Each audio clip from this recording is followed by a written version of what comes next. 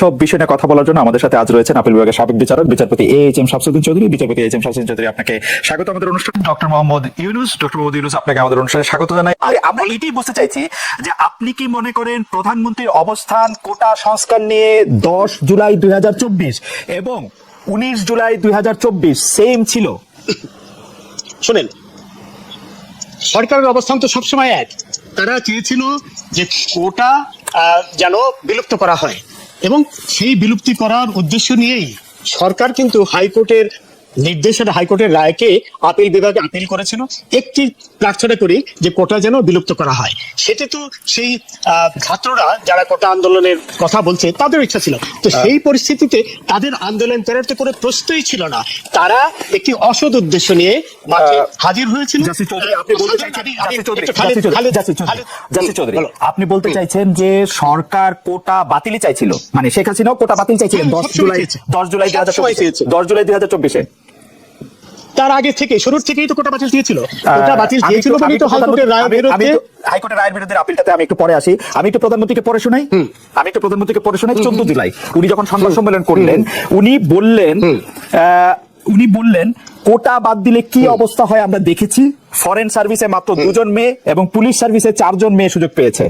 তখন তারা বলেছিল নারী কোটা চাই না, মেধা দিয়ে চাকরি পাবে। সে কি মেধা দিয়ে চাকরি পেয়েছে? বিশেষ পরীক্ষা দিয়েছে। এবং তিনি বলেছিলেন কোটা মুক্তিযোদ্ধা নাতিদের জন্য থাকবে নাকি রাজাকারের নাতিদের জন্য থাকবে। এটা কি মনে করায় দেয় যে উনিও চেয়েছিলেন কোটা প্রথা বাতিল?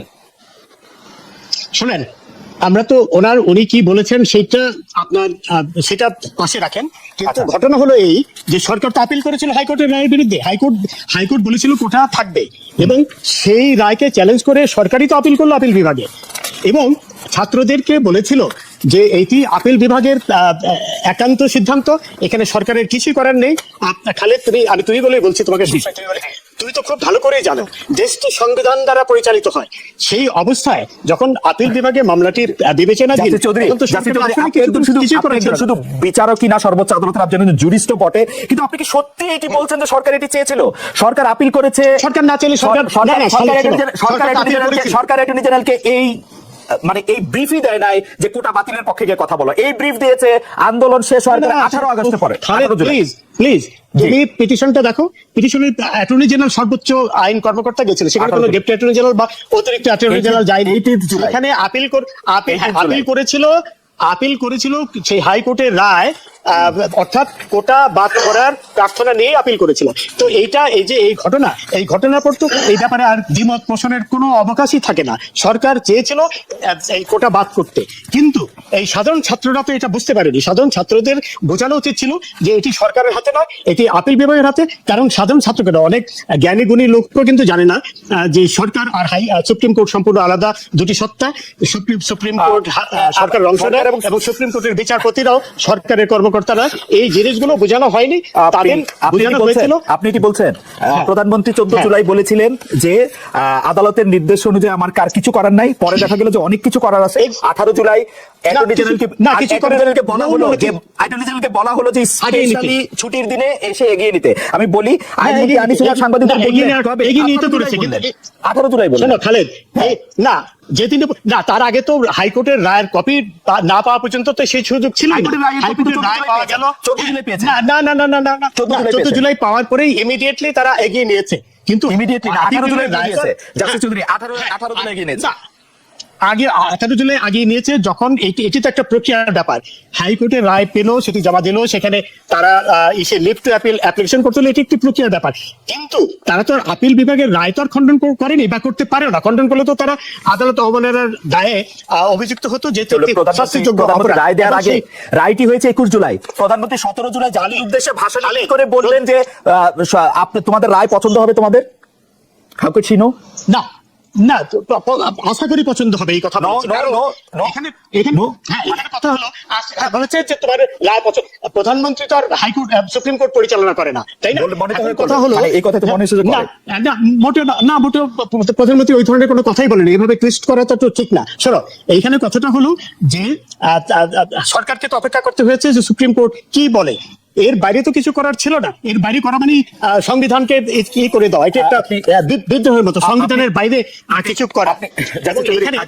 আপনি প্রধানমন্ত্রীর কথা শুনবেন না, আপনি কি আইনমন্ত্রীর কথা শুনবেন? আইনমন্ত্রীর কথা আইনমন্ত্রীটা তো আমি দেখবো ডকুমেন্ট প্রধানমন্ত্রী কি বলেছে সেটা তো না, আমি দেখবো ডকুমেন্ট। অ্যাটর্নি জেনারেল আপিল বিভাগে ব্রিফ ছিল না, এই মামলাটি পরিচালনা করার ব্যাপারে ব্রিফ ছিল না। অ্যাটর্নি জেনারেলের ব্রিফ ছিল কোটা রাখার পক্ষে। Listen Khaled, don't confuse things, বুঝছো? অ্যাটর্নি জেনারেল যে পিটিশনটা করেছে সেই পিটিশনের কপি আমি দেখেছি। সেই পিটিশনে তারা চেয়েছে যে হাইকোর্টের রায় বাতিল করা হোক, এবং সেটাই কিন্তু সেটাই ছিল তাদের পিটিশনের কথা যখন লিভ টু অ্যাপিল করলো সেই একদম শুরুর থেকেই। এবং অ্যাটর্নি জেনারেল বারবার বলছিল যে এইটাই নিয়েই আমরা অ্যাপিলের ডিভিশনে যাচ্ছি, আইনমন্ত্রী বলেছে এটা নিয়ে।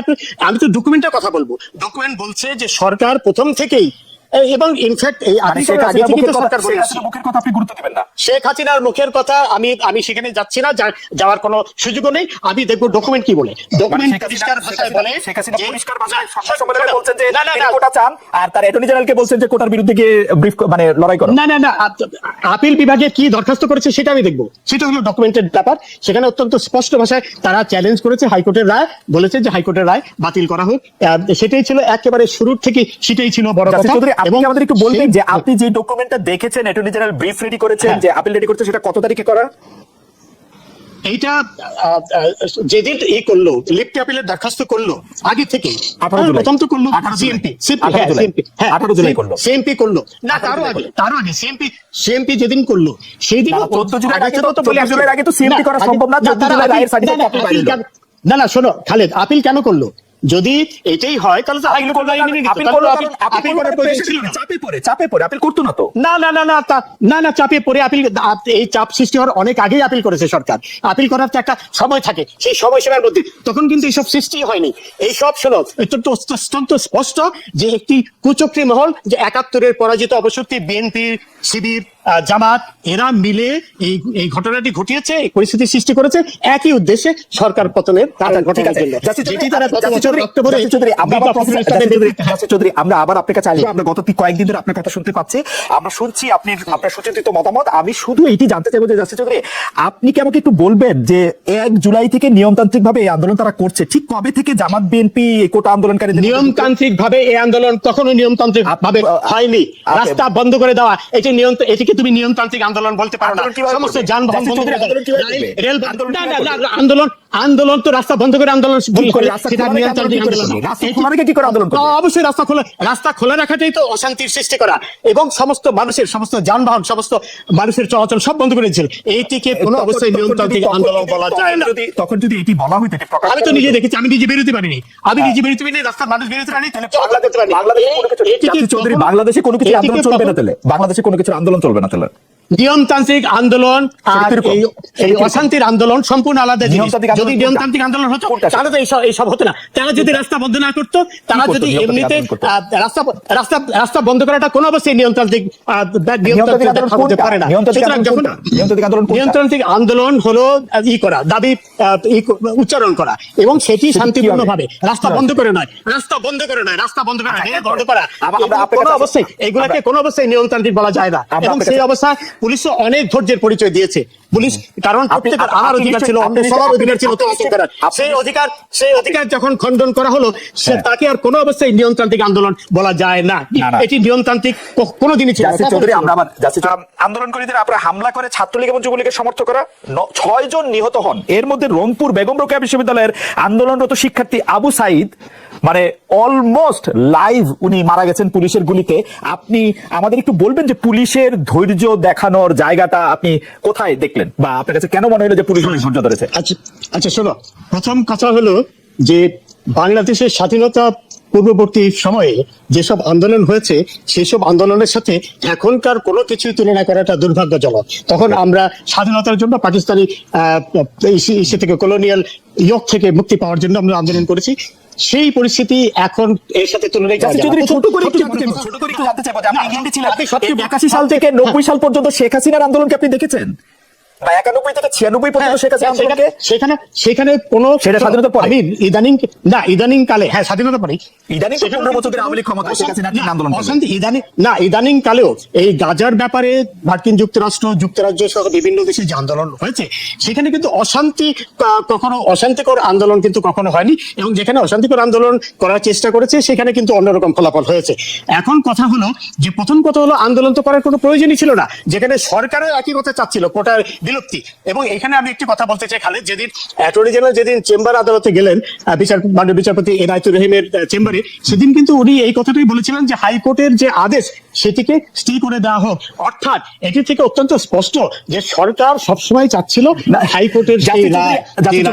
আমি খুব বিনয়ের সাথে, দর্শক বুঝবে না সেজন্য আমি খুব বিনয়ের সাথে একটা ছোট্ট করে আমি ডকুমেন্ট নিয়ে কথা বলছি, আপনি ছোট করে আমি একটু বলি। অ্যাটর্নি ডকুমেন্টের কথা বলছো না তুমি? আমি এবার আপনি আমার পরীক্ষা নেন ডকুমেন্ট নিয়ে বলছি কিনা। অ্যাটর্নি জেনারেল যে চেম্বার জজের কাছে গিয়ে বললেন, এনায়েতুর রহিম বিচারপতির কাছে গিয়ে বললেন যে আমরা এটার স্টে চাই, সেই স্টে চাইটা বলা উচিত ছিল যেদিন রায়টা হয়েছে সেদিনই, 4 জুন। এটাকে ইন্টেনশন বলে। 4 জুন হাইকোর্টের রায় হয়েছে, সেই 4 জুন চেম্বারে গিয়ে স্টে হওয়ার কথা। না হাইকোর্টের কর্মদিবসেই তো এটা করতে হয়েছে, একটা তো প্রক্রিয়া থাকে, তাই না? সেই যদি কর্মদিবসে করতে হয় নাই তো? কিন্তু বিনা বিলম্ব না, এটা খামাখা কনফিউজ করো না মানুষকে। বিনা বিলম্বেই এই চেম্বার আদালতে গিয়েছিল অ্যাটর্নি জেনারেল সেই স্টে। আপনি হাইকোর্টে বসেছেন, এপিলেট ডিভিশনে বসছেন, হাইকোর্টে অর্ডার হওয়ার পরে আমি বিক্ষুব্ধ হলে সঙ্গে সঙ্গে চেম্বার জজ আদালতে যাব। আমি গিয়েছি, আপনি আমাকে বলেন। গিয়েছে আদালত 4 জুনের 4 রায় হয়েছে, 4 জুন রায় হয়েছে, 18 জুলাই গিয়েছে না, 4 জুন রায় হয়েছে, 18 জুলাই। এর মধ্যে ছুটি একটা প্রক্রিয়া থাকে, কিন্তু দরখাস্ত তৈরি করতে হয়। কারণ তুমি জাস্টিস চৌধুরী চেম্বারে যে কোনো সময় যাওয়া যায়, চেম্বারে যে কোনো সময় যাওয়া যায়, একটা প্রক্রিয়া, একটি তো প্রক্রিয়া আছে, তাই না? আমি বলবো যে কোনো বিলম্ব করেনি চেম্বারে যেতে, এবং চেম্বার তারপরে সাথে সাথে এটি ফুল কোর্টে পাঠিয়ে বিলম্ব করেছে, 1 মাস 14 দিন বিলম্ব করেছে। হ্যাঁ, আচ্ছা, এতে না 1 মাস 14 দিন বিলম্ব করলেও, ধরো বিলম্ব যদি করে থাকে মেনে নেই, কিন্তু সরকার যে সবসময় না শোনো, যদি আদার ইন্টেনশন থাকে তো আপিলই করতো না। আপিল করে প্রমাণ করেছে যে না তখন চাপ মোটেও সৃষ্টি হয়নি, চাপ অনেক পরে সৃষ্টি হয়েছে। আপিল করেছে তো অনেক, আপিল করার জন্য তো ড্রাফট করতে হয়েছে, পিটিশন করতে হয়েছে, সিএমপি করতে হয়েছে, এগুলো তো অনেক আগেই হয়েছে। চেম্বারে যেতে 2 মিনিট লাগে, 2 মিনিট। এই জিনিস চেম্বারে যেতে 2 মিনিট লাগে। 2 মিনিট না, হ্যাঁ 2 মিনিট।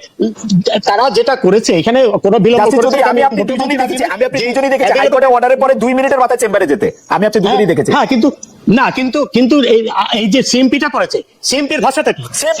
আপনি চেম্বারে স্টপ করতেন, চেম্বারে স্টপ করতেন, হাইকোর্টে না, চেম্বার স্টপ করার চেম্বার তো স্টপ করার চেষ্টা করেছে, কিন্তু চেম্বার তো এটা করেনি।